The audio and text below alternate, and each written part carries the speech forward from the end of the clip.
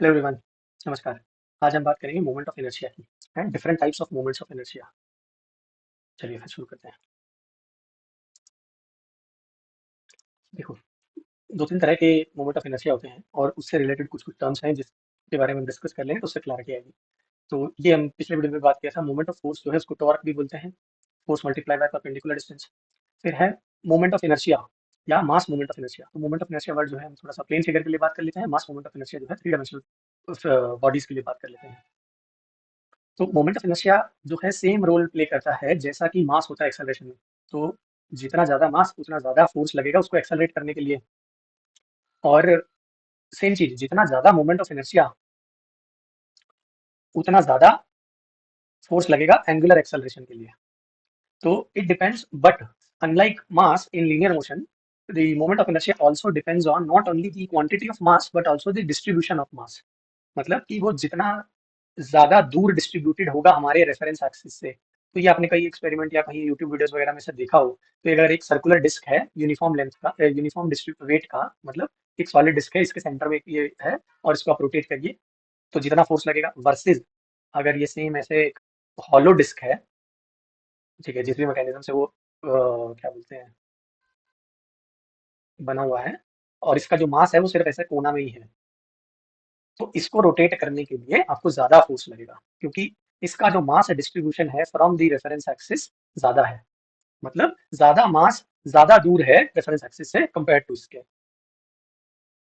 तो ये है, मतलब जितना दूर होगा मास रेफरेंस से उतना ज्यादा मोमेंट ऑफ इनर्शिया होगा। और ये क्यों होगा? क्योंकि हमने देखा है कि एरिया मोमेंट ऑफ इनर्शिया क्या है, area into distance from the reference axis, या mass into distance from the reference axis, three dimensional bodies की जब बात करेंगे तो। फिर एक और टर्म है पोलर मोमेंट ऑफ इनर्शिया। तो ये हमने जब प्लेन फिगर की बात की थी, in case of suppose T wave, तो हमने जो मोमेंट ऑफ इनर्शिया या सेंटर ऑफ ग्रेविटी जब निकाला था वो प्लेन, इसी प्लेन की फिगर पे था। वहीं इस इस एग्जांपल में जैसे एक फ्लाई व्हील है ये, या आपका गाड़ी का चक्का होता है, उसमें मोमेंट ऑफ इनर्शिया जो निकाल रहे हैं वो एक परपेंडिकुलर एक्सिस के अगेंस्ट निकाल रहे हैं। तो ये जिस प्लेन में ये सर्कल या व्हील लाई कर रहा है, हमारा एक्सिस ऑफ रेफरेंस उसके परपेंडिकुलर है। तो जब हम मोमेंट ऑफ इनर्शिया निकालते हैं x about an axis which is perpendicular to the plane of the body, then that moment of inertia is called polar moment of inertia।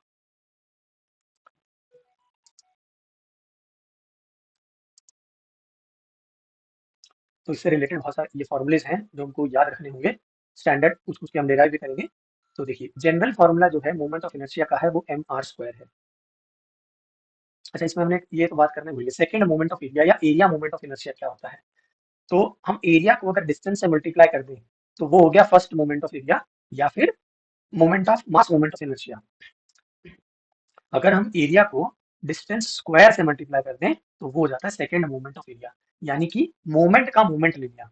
तो moment of area क्या है? Area का एक reference axis से जो distance है area या मास का, तो m इंटू आर जो है मोमेंट हो गया मास का।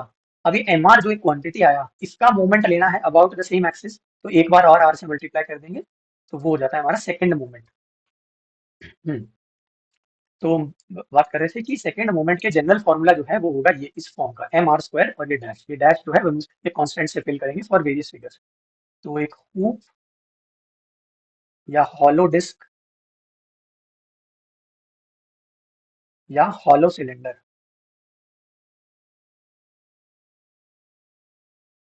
उसके लिए ये वैल्यू होता है half M R square. M जो है mass of the hoop, hollow disc या हॉलो सिलेंडर, आर जो है रेडियस हो गया इसका। तो हाफ एम आर स्क्वायर जो है moment, area moment of inertia है इन तीन टाइप के फिगर्स का या सॉलिड बॉडीज का। फिर एक स्फीयर का कितना है? 2/5 एम आर स्क्वायर। एक रॉड का कितना है? 1/12 एम एल स्क्वायर। आर नहीं रहते इसमें, L length of the rod बोल देते हैं। ये है at the centre, mid point पे। अगर ये रॉड है तो इसका मिड पॉइंट पे मोमेंट ऑफ इनर्शिया इतना है, 1/12, sorry not half, 1/12 M L square. और अबाउट द एज, इस एज के अगेंस्ट हमने बात की थी, मोमेंट जो है हमेशा एक रेफरेंस एक्सिस के अबाउट बताएंगे। तो हम रेफरेंस एक्सिस को ये ना मान के अगर ये माने एज पे, तो हमारा मोमेंट ऑफ इनर्शिया कितना हो जाएगा? 1/3 एम एल स्क्वायर। अब 1/3 जो है वो 4 टाइम्स बड़ा है हमारे इससे, 1/12 से, राइट। तो अब इसका एग्जांपल भी देखिए, एक आप रॉड को एक बंदा है, वो रॉड को एक हाथ में पकड़ता है, सेंटर से पकड़ता है और एक दूसरे हाथ से उसको घुमाता है इस सेंटर पे, तो वो इजीली घूम जाती है। जो आप जैसे नॉर्मली आप पेन भी घुमाते हैं हाथ में लेके, सेंटर से घुमाएंगे तो वो इजीली घूम जाता है। वहीं आप इसको एज से पकड़ के घुमाने का कोशिश करिए तो आपको बहुत ज्यादा ताकत लगेगी। वो क्यों है? क्योंकि उसका मोमेंट ऑफ इनर्शिया 4 टाइम्स यहाँ बढ़ गया है। अब हमने बात की थी कि जो ये रेफरेंस एक्सिस है वो हम कहीं पे भी मान सकते हैं, राइट? ये जो सारे एग्जांपल लिए हैं, इन सारे एग्जांपल्स में हमने रेफरेंस एक्सिस को माना है बॉडी पे ही। तो ये जो है हुप, हॉलो या हॉलो सिलेंडर, ये सबका रेफरेंस एक्सिस हमने माना है यही। स्फीयर का भी यही माना है, रॉड का भी एक एक ये माना है, एक ये माना है। बट हम रेफरेंस एक्सिस जो है एक बॉडी के बाहर कहीं पे भी मान सकते हैं। मतलब सपोज एक अर्थ अर्थ जो है सन के अबाउट रोटेट हो रही है, और तो मेरे को निकालना है कि इस अर्थ का moment of inertia centre of sun के अबाउट कितना है। तो ये हमारा जनरल फॉर्मूला है M R square, mass of the body into distance square from the reference axis. चलिए फिर सेकंड मोमेंट ऑफ एरिया की एक बार फिर से बात करेंगे, क्योंकि थोड़ा सा इंपॉर्टेंट कॉन्सेप्ट है। हम बात कर रहे हैं एरिया या mass multiplied by square of distance from the reference axis. It is also called, ये बहुत सारे नामों से जाना जाता है, कंफ्यूज नहीं होना है। Moment of inertia of area, second moment of mass या सेकंड मोमेंट ऑफ एरिया या मास मोमेंट ऑफ इनर्शिया। ठीक है। अब इसमें एक कॉन्सेप्ट आता है रेडियस ऑफ द gyration, बस पूछ लेता है कभी कभी, बहुत ही सिंपल है। हमने बात की कि हमारा जो मोमेंट ऑफ इनर्शिया है हम उसको आई से डिनोट करते हैं, इसको हमने बात की, ये है एम आर स्क्वायर के। तो इसमें जो आर है ये है रेडियस ऑफ gyration, तो इसका फॉर्मूला हो जाता है आई बाई एम, या एरिया अगर प्लेन फिगर की बात करें इसका स्क्वायर रूट। तो radius of gyration of a body और given lamina about an axis is a distance such that its square multiplied by the area या mass gives moment of inertia of the area about the given axis। ठीक है। ये बस एक confusing term है, आपको याद रखना है, कभी कभी पूछ लेता है कि रेडियस ऑफ gyration क्या होता है, इसके यूनिट्स क्या है, सेकंड मोमेंट ऑफ एरिया जो है इसके यूनिट क्या है। तो एरिया की टर्म्स में बात करें सिर्फ, तो area into distance square, right? तो एरिया का यूनिट कितना, मीटर स्क्वायर, डिस्टेंस का यूनिट मीटर, उसका स्क्वायर, तो एम पावर 4। बहुत इंट्यूटिव नहीं है इसका unit, M metre power 4, length power 4 जो है इसका सेकंड मोमेंट ऑफ एरिया के यूनिट्स है। इससे रिलेटेड दो थ्योरम है, एक परपेंडिकुलर एक्सिस थ्योरम, एक पैरेलल एक्सिस थ्योरम। दोनों के बारे में जल्दी से बात कर लेते हैं, इनके ये कॉन्सेप्ट यूज होते हैं न्यूमेरिकल्स में। तो परपेंडिकुलर एक्सिस थ्योरम क्या बोलती है कि सपोज एक एरिया है, ऐसे लेमिना एक्स वाई प्लेन में लाई करता है, तो इस एरिया का moment of inertia about x axis and about Y axis and Z axis, ये तीनों के रिलेशन को डिफाइन करती है। तो क्या बोलती है, moment of inertia about Z axis is equal to moment of inertia about x axis plus Y axis. और जो moment of inertia about Z axis है, जेड एक्सिस क्या है, परपेंडिकुलर टू द प्लेन है, इसको ही हम बोलते हैं पोलर मोमेंट ऑफ इनर्शिया। इसका एक बहुत ही छोटा सा डेरिवेशन है। तो सपोज कि एक छोटा सा एरिया डी ए है जिसका distance from X axis X है, फ्रॉम वाई एक्सिस वाई है, and from Z axis R है। तो ये रेडियल डिस्टेंस आर है। अब ये वाई है तो ये भी वाई होगा, ये 90 डिग्री है, तो यहाँ पाइथागोरस थ्योरम लगती है। तो क्या बोलता है कि R square is equal to X square plus Y square, एक ये रिलेशन है। अब हमको निकालना है moment of inertia of D A from X, moment of inertia की area, second area, sorry second moment of area. जब यहाँ पे हम एम की बात करेंगे तो सेकंड मोमेंट की बात करेंगे, तो वो कितना है, एरिया इंटू डिस्टेंस स्क्वायर। तो ये है हमारा I X X, I Y Y क्या है, area into Y square, Y axis से डिस्टेंस वाई है,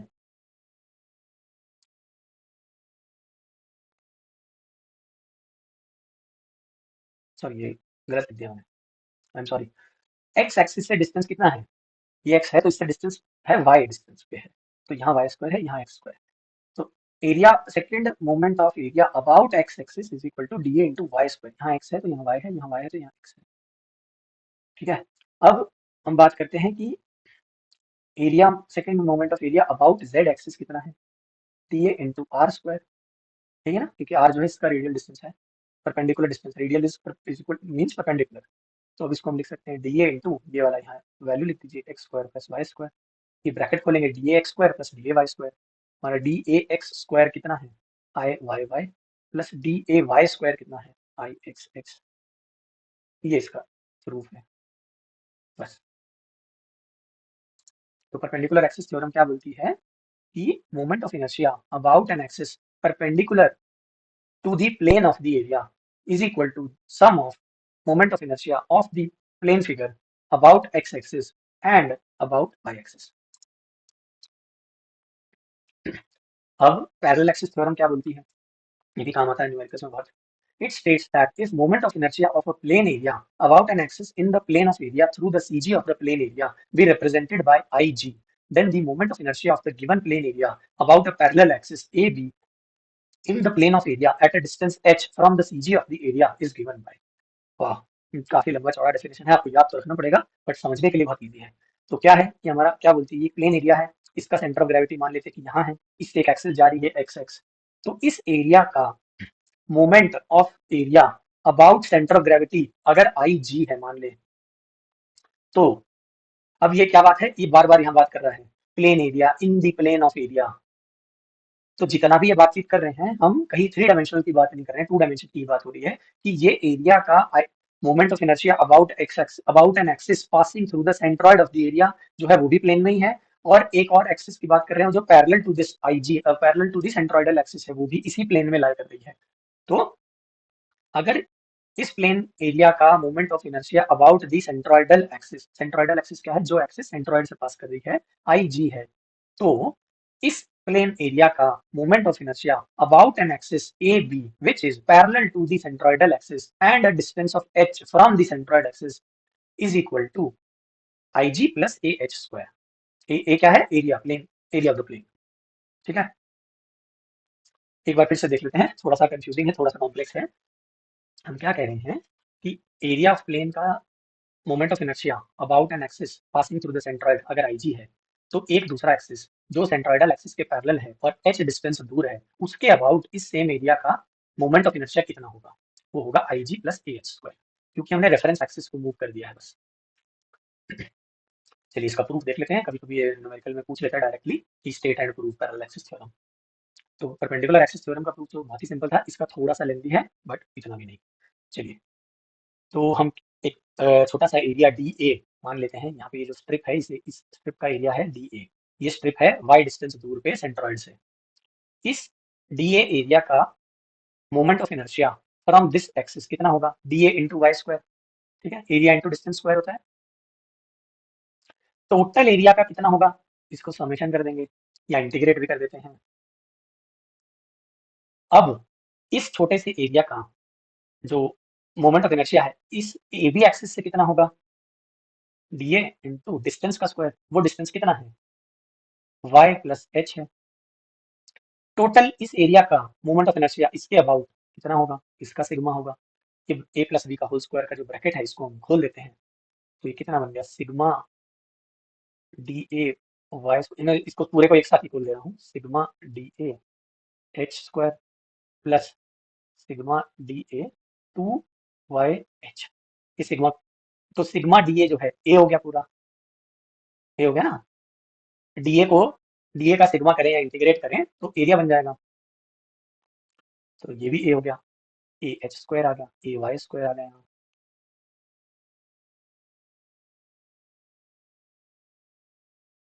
अब यहाँ एक इंपॉर्टेंट कॉन्सेप्ट है, तो देखिए ये टर्म्स थोड़ा सा रीअरेंज करेंगे, इसको हम बोलेंगे two H sigma D A into Y. तो टू एच तो कॉन्स्टेंट है, एच कॉन्स्टेंट है, टू कॉन्स्टेंट है. तो ये क्या बोल रहा है, ए इंटू वाई, यहाँ पे देखिए वाई का स्क्वायर नहीं है, ये सेकंड एरिया ऑफ मोमेंट नहीं है, फर्स्ट एरिया ऑफ मोमेंट है, फर्स्ट मोमेंट ऑफ एरिया है. तो first moment of area sigma D ए क्या है, ए है.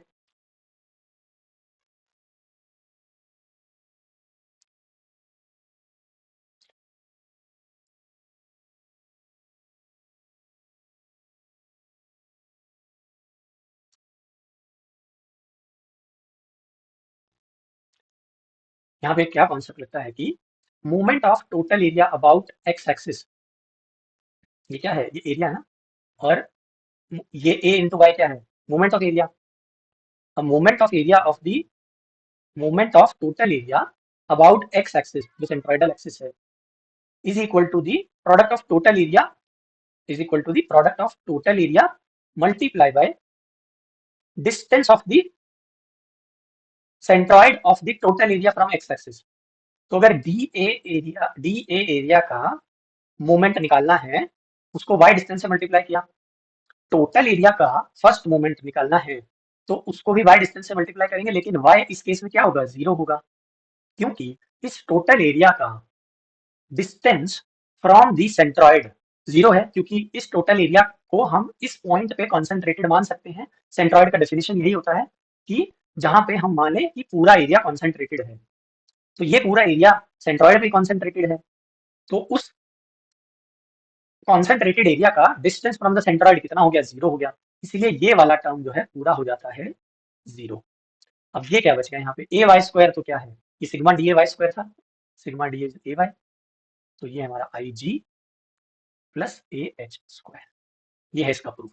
इसके प्रूफ में दो इंपॉर्टेंट बातें हैं कि एक छोटा सा एरिया मानना है, उसको इंटीग्रेट करना है, और दूसरा ये वाला बात, इस बात को आपको इंग्लिश में पूरा एक्सप्लेन करना होगा। ठीक है, चलिए फिर ये, अब यहाँ पे थोड़े से इंपॉर्टेंट कॉन्सेप्ट आएंगे। हम यहाँ पे सेकंड एरिया ऑफ मूवमेंट निकालेंगे कुछ स्टैंडर्ड फिगर्स का, rectangle, hollow rectangle, rectangle from centroidal axis about the base and triangle, एक एक करके आते जाएगा, हम देखते जाएंगे। अब क्यों इंपॉर्टेंट है, एक इनका डायरेक्ट डेरिवेशन भी पूछ लेता है, बोल देता है कि डिराइव या प्रूव कि moment of inertia of rectangle about the base is such and such, या फिर न्यूमेरिकल्स में भी यूज होता है, एक कंपोजिट फिगर का, जो हम स्पेशली जब मोमेंट ऑफ इनर्शिया निकालेंगे तब यूज होगा। तो एक डायरेक्ट भी पूछ सकता है और एक न्यूमेरिकल्स में हमको इसका एप्लीकेशन भी पूछ लेगा। पूछ क्या लेगा, एप्लीकेशन जो है यूज करना होगा, उस समय हमको इसका फॉर्मूला आना चाहिए। तो यहाँ बात कर रहे हैं movement of inertia of rectangle through CG, CG मतलब सेंटर ऑफ ग्रेविटी या सेंट्रॉइड। तो सबसे पहले एक रेक्टेंगल का सेंट्रॉइड क्या होगा, सपोज ये साइड जो है हमारी गिवन है बी, ये साइड गिवन है डी, हमारा सेंट्रॉइड कहाँ लाया करेगा, b/2 एंड d/2 पे। ठीक है, अब हमको सेंटर, तो ये सेंट्रॉइड है d/2 पे, ये सेंट्रॉइडल एक्सिस हो गया, जो एक्सिस सेंट्रॉइड से जा रहा है। तो यही पूछा है कि इस एरिया का moment of inertia about this axis कितना होगा। तो हम एक y डिस्टेंस की दूरी पे एक छोटा सा स्ट्रिप मान लेते हैं जिसकी विड्थ ना के बराबर है, जो कि dy है। इस dy स्ट्रिप का एरिया कितना होगा, तो dy विड्थ है, b इसका लेंथ है, तो b इंटू dy एरिया हो गया। एक छोटा सा स्ट्रिप है जिसका एरिया है b dy, जो कि डिस्टेंस y पे है, तो उसका moment of inertia, second area of movement कितना हो गया, b dy into Y square हो गया।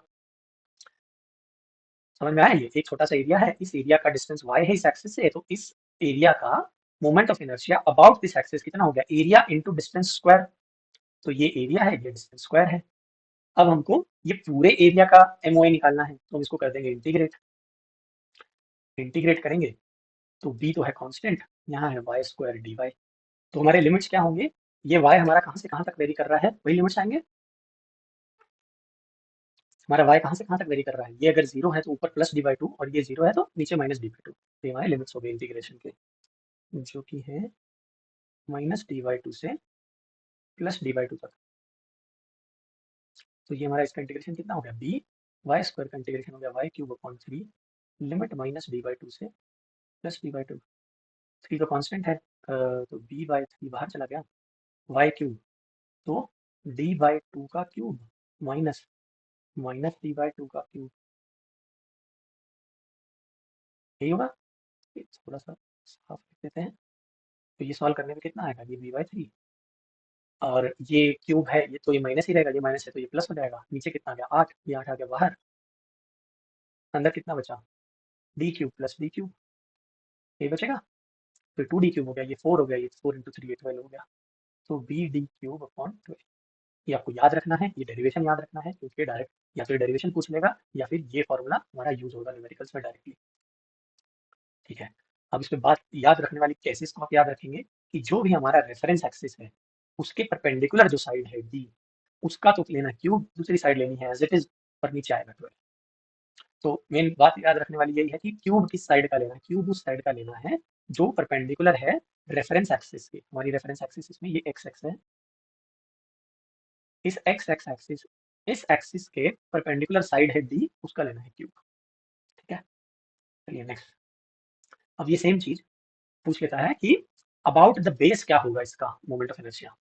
तो सेम फॉर्मूला लगाएंगे, सेम कॉन्सेप्ट लगाएंगे, फिर इसको हम एक पैरेलल एक्सिस थ्योरम से भी करेंगे। तो अगर आप ध्यान से देखें तो हमने यहाँ क्या किया है, यहाँ पे जो हमारा सेंट्रॉइड के अबाउट, सेंट्रॉइडल एक्सिस के अबाउट जो मोमेंट ऑफ इनर्शिया है, अब हमने अगर इस सेंट्रॉइडल एक्सिस के पैरेलल एक दूसरा एक्सिस ले लिया at some distance d/2 suppose, तो उसके अबाउट क्या एरिया, तो क्या मोमेंट ऑफ इनर्शिया होगा। हम इसको दोनों तरीके से देखेंगे, एक एब इनिशियो, एब इनिशियो मतलब स्क्रैच से कैसे डिराइव करेंगे।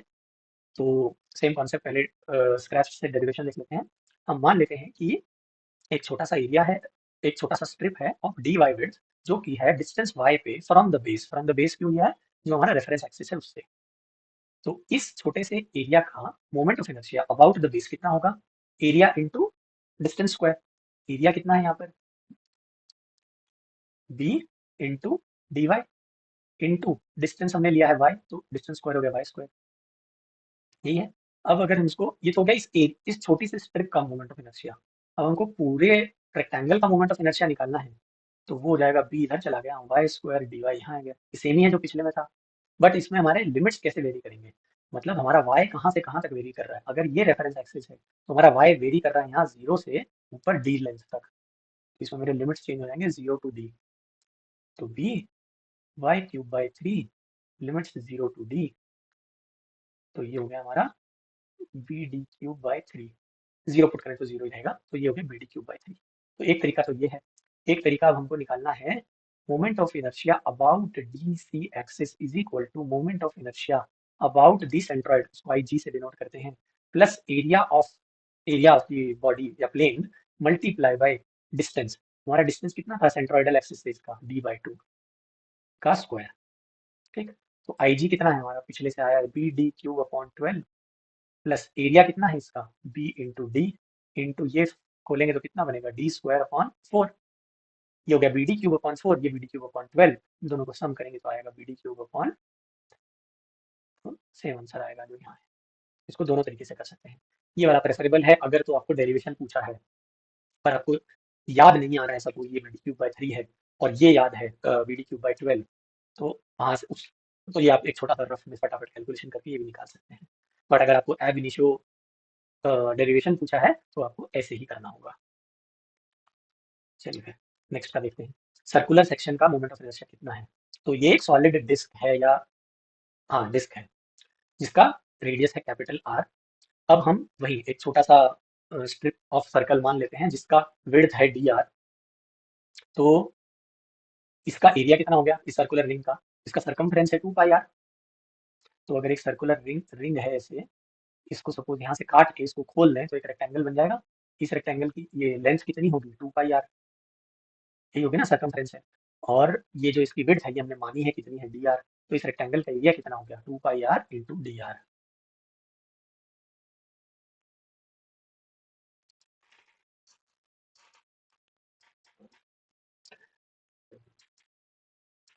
तो हमको पूछा क्या है, moment of inertia about x axis या वाई एक्सिस। बट इसको हम सॉल्व करने के लिए पहले हम निकालेंगे moment of inertia about a perpendicular axis. क्यों निकालेंगे, क्योंकि इस सर्कल का एरिया, इस सर्कल का जो रेडियस है वो एक कांस्टेंट डिस्टेंस पे रहेगा फ्रॉम दी रेफरेंस एक्सिस, इसलिए तो थोड़ा सा इजी हो जाएगा। और फिर हम परपेंडिकुलर एक्सिस थ्योरम लगा देंगे कि जो पोलर एक्सिस है या परपेंडिकुलर एक्सिस है उसके अबाउट जो हमारा मोमेंट ऑफ इनर्शिया है आई जेड, वो होता है आई एक्स प्लस आई वाई के। अभी क्योंकि ये सर्कल जो है वो सिमेट्रिकल है, तो आई एक्स और आई वाई के अबाउट हमारा मोमेंट ऑफ इनर्शिया जो है सेम होगा, तो उसको बोलते हैं 2 आई एक्स। अब हम आई जेड कंप्यूट कर रहे हैं तो आई एक्स कंप्यूट करने के लिए उसका हाफ कर देंगे। ठीक है, तो एरिया ऑफ द रिंग, ये हो गया area of the ring into radius of the ring from A, radius of the ring from A, इस रिंग का distance, radial distance from O, from the axis passing through O कितना है are है। तो ये ये मल्टीप्लाई आर स्क्वायर, तो ये हो गया आर क्यूब, 2 पाई है constant, 2 pi r cube d r. अब सेम हम इसको करेंगे इंटीग्रेट, ये तो था छोटा स्ट्रिप का, पूरे का निकालना है तो इसको कर देंगे इंटीग्रेट। इंटीग्रेट में अब ये जो आर है हमारा कहाँ से कहाँ तक वेरी कर रहा है, यहाँ 0 से लेके कैपिटल आर तक जा रहा है। ठीक, तो ये कितना आ गया 2 पाई आर क्यूब का इंटीग्रल क्या होगा R4 डिवाइडेड बाय 4, और माइनस 0 है तो 0 ही रहेगा, लिमिट हो गई ये। चलिए ये कर लेते हैं 0, तो कांस्टेंट बाहर चला गया, कांस्टेंट लिमिट्स, कांस्टेंट का लिमिट से कोई रिलेशन नहीं है, तो ये हो गया 2 pi by 2 capital R power 4। बस, तो या तो आप इसको इस टर्म्स में याद कर लीजिए या फिर हम आर को क्या बोल सकते हैं, डायमीटर अपॉन 2। कई बार डायमीटर दिया रहता है सर्कल का, तो डायमीटर अपॉन 2 का पावर 4 करेंगे तो यहाँ नीचे क्या बन जाएगा, ऊपर तो आ गया डी पावर 4, नीचे क्या आ जाएगा 60, कितना आएगा 4 16 में 32, 32। तो यह है आई जेड। अब यहाँ से आई एक्स कितना आएगा, I z upon 2, I x equal to I y is equal to इसका हाफ पाई d4 अपॉन 64। बहुत ही सिंपल। डेरिवेशन बहुत सिंपल है, बट इसका एक्सप्लेनेशन आपको इंग्लिश में थोड़ा थोड़ा लिखते रहना पड़ेगा जब आप ये डिराइव करेंगे। ठीक है, अब बात आती है होलो सर्कुलर सेक्शन। तो अब ये होलो डिस्क भी हो सकता है या फिर एक ये सिलेंडर भी मान सकते हैं इसको, सपोज इसको इसे पीछे एक्सटेंड कर दें। तो इसका मोमेंट ऑफ इनर्शिया क्या है? अब आप एक इंट्यूशन से आप बताइए, इसका ज्यादा होगा कि कम होगा इससे? इसमें यूनिफॉर्मली डिस्ट्रीब्यूटेड था वेट, इसमें एजेस पे ज्यादा मास है और सेंटर में कम है, सेंटर में कहीं नहीं। तो अब मास का डिस्ट्रीब्यूशन जो है रेफरेंस एक्सिस से दूर हो गया है, तो हमारा मोमेंट ऑफ इनर्शिया बढ़ जाएगा। तो कैसे कंप्यूट होगा? इसका भी सिमिलर तरीका है। मान लेते हैं कि अ, ये हमने सेंटर ऑफ ग्रेविटी के जब न्यूमेरिकल किए थे, उसमें हमने ये एक ऐसा कोई न्यूमेरिकल नहीं किया था ना, जिसमें सपोज इसका सेंटर ऑफ ग्रेविटी निकालना है हमको, यहाँ पे कट आउट दिया हुआ है कुछ या यहाँ पे कुछ कट आउट दिया है इस टाइप से। तो कैसे निकलता है moment of inertia of a composite figure? तो दो सेक्शन मान लेते हैं। एक सेक्शन एक है जो कि फुल सिलेंडर, ये फुल सर्कल है जिसका डायमीटर कैपिटल डी है, और एक छोटा सर्कल है जिसका डायमीटर स्मॉल डी है। तो हमारा moment of inertia composite figure क्या बनेगा? मोमेंट ऑफ इनर्शिया ऑफ ये circle with diameter capital D, ये आपको लिखना होगा, minus moment of inertia of circle with diameter small D. तो अभी हमने निकाला moment of inertia of a circle कितना होता है, पाई d4 अपॉन 32, नहीं 64, राइट? जो about x axis and y axis. तो ये भी सपोज इस यहाँ हेडिंग में तो दिया नहीं है कि आपको किस एक्सिस के अबाउट निकालना है, तो ये आप अजम्पशन लिख देंगे या एक स्टेटमेंट लिख देंगे कि moment of inertia of the circle with capital diameter d about an axis x x passing through the plane in which this circle lies. तो ये एक्स एक्सिस जो है उसी प्लेन में है जिसमें ये सर्कल लाई करता है। तो is equal to pi d4 by 64। अब इसमें से हम माइनस कर देंगे पाई छोटा d4 बाई 64। अब ये पाई बाई 64 कॉमन ले लेंगे, तो d पावर 4 माइनस, ठीक है, बस इतना ही है। और ये जो है आई एक्स, इसको बोलेंगे आई एक्स के इक्वल, और is also same as I pi, क्योंकि ये सिमेट्रिकल है।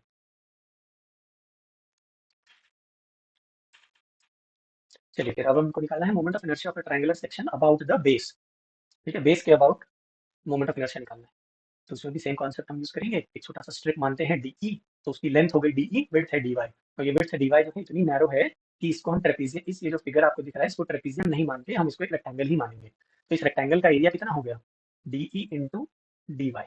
अब डी ई की वैल्यू कैसे निकालेंगे? इसमें हमको दिख रहा है दो सिमिलर ट्राइंगल हैं, A B C is similar to triangle A D E, है ना? क्योंकि ये कॉमन एंगल शेयर कर रहे हैं ये दो triangle A D E and A B C. तो यहाँ से क्या निकल के आएगा, D E upon B C, base जो है दोनों ट्राइंगल के प्रोपोर्शनल होंगे, दोनों ट्राइंगल की हाइट के, ये प्रोपोर्शन इसके इक्वल होगा। तो यहाँ से डी ई कितना निकल के आएगा, बी सी उधर चले जाएगा, बी सी की वैल्यू कितनी है हमारी बी, तो ये हो गया बी वाई बाई एच। तो यहाँ से एरिया ऑफ द स्ट्रिप कितना हो गया, b y by h into d y. अब मोमेंट ऑफ इनर्शिया कितना होगा, area into distance square. Distance कितना है, h minus y, total h है उसमें से वाई माइनस करेंगे तो एच माइनस वाई का होल स्क्वायर। एरिया की वैल्यू कितनी है, b upon h y into h minus, मैं थोड़ा सा टर्म्स में से रीअरेंज करके लिख दिया है, तो b y upon h into d y, ये एरिया है इंटू डिस्टेंस स्क्वायर। ये तो है इस छोटे से स्ट्रिप का मोमेंट ऑफ इनर्शिया। अब टोटल एरिया का मोमेंट ऑफ इनर्शिया कितना होगा, ये सारे टर्म का इंटीग्रल कर देंगे। इंटीग्रल करेंगे कहाँ से कहाँ तक, हमारा y कहाँ से कहाँ तक वेरी कर रहा है, y जीरो, जीरो मतलब ये पॉइंट यहाँ से h तक वेरी कर रहा है, तो जीरो से h तक। तो ये कितना वैल्यू आ गया, v अपॉन एच जो है इसको कांस्टेंट एक बाहर ले लेंगे, integral zero to h y into h minus y whole square into d y. ये जो अंदर का टर्म है इसको मैं यहाँ एक बार सॉल्व कर लेता हूँ, y into h square plus Y square minus two h y, इसको फिर मल्टीप्लाई कर लेंगे, y h square plus y cube minus two h y square.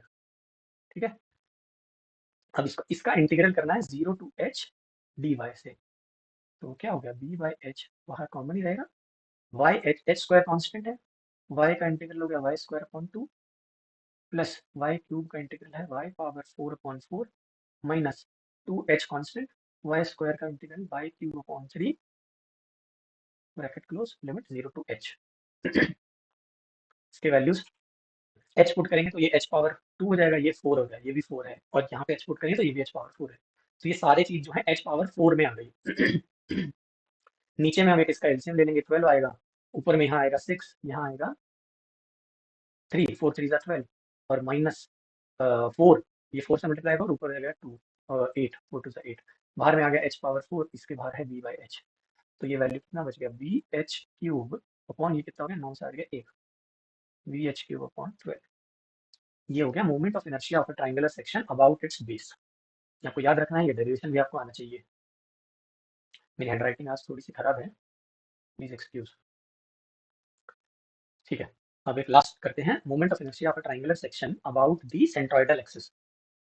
Centroidal axis क्या होती है, जो सेंट्रोइड से पास करे। ट्रायंगल, एक ट्रायंगल का सेंट्रोइड कहाँ होता है, जहाँ पे उसके सारे मीडियंस मीट करते हैं। तो मीडियन क्या होता है, ए पॉइंट से एक लाइन बनाए जो बीसी को इंटरसेक्ट कर दे, इंटरसेक्ट सॉरी बाइसेक्ट कर दे। बाइसेक्ट मतलब दोनों इक्वल पार्ट्स में डिवाइड कर दे। सिमिलरली यहाँ सी से एक मीडियन बनाएंगे इधर, डी से उधर एक मीडियन बनाएंगे इधर, तो ये तीनों जो है इस पॉइंट पे इंटरसेक्ट करेंगे। ये ज्योमेट्रिकली प्रूफ हो सकता है कि ये पॉइंट जो है h/3 हाइट पे लाई करता है बेस से। अब हमने देखा था point, sorry about BC is equal to BH cube by 12। अब हम ये भी जानते हैं, moment of inertia about an axis which is parallel to the centroidal axis is equal to moment of inertia about the centroid plus area of the plane figure into distance square. ठीक है, ये h की बजाय ये distance को x मान लेते हैं एक बार। x क्या है, distance of BC from centroidal axis, जो की वैल्यू है h/3। तो हमको बी आई बी सी जो है वो गिवन है या पता है, BH cube upon 12 is equal to IG plus area of the triangle कितना है, half into base into height, और एक्स स्क्वायर कितना है, h/3 इसका स्क्वायर जो है कितना आ जाएगा, BH क्यूब अपॉन 56। देखिए कितना है ये, BH ये स्क्वायर लेते हैं तो BH क्यूब, ये कितना हो गया, 3 3 9 दूनी 18, तो 1/12 में से 1/18 गए तो 136 बचे, तो ये हो गया हमारा IG। ठीक है, इससे रिलेटेड कुछ न्यूमेरिकल्स हम अगले वीडियो में देखेंगे।